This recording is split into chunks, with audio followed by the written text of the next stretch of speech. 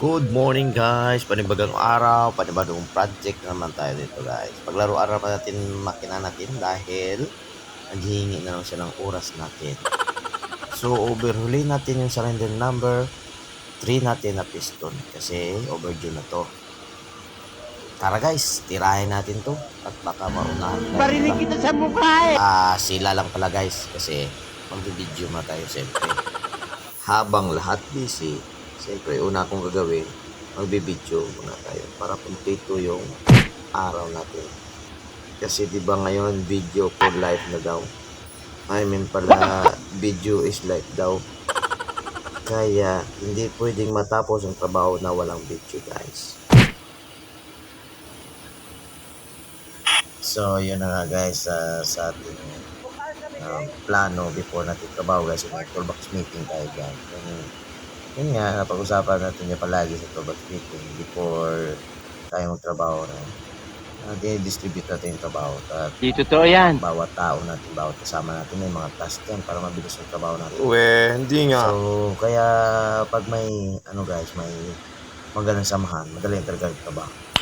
Tulad yan, overhauling ng piston, madali lang yan basta sama-sama tayo guys at natutulungan na palagi.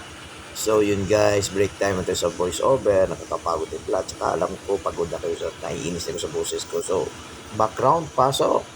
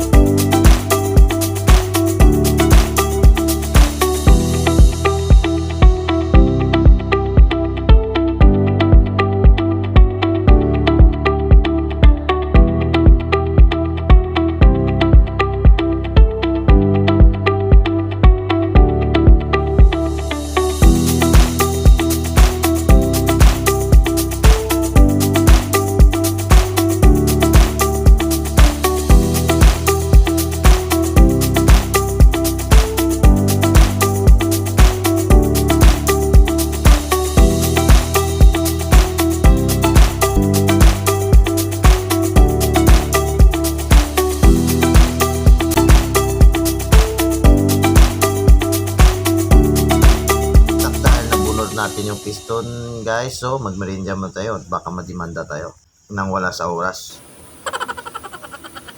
Ito naman guys, mag voice over naman tayo sa time na to guys dahil halos all set na lahat.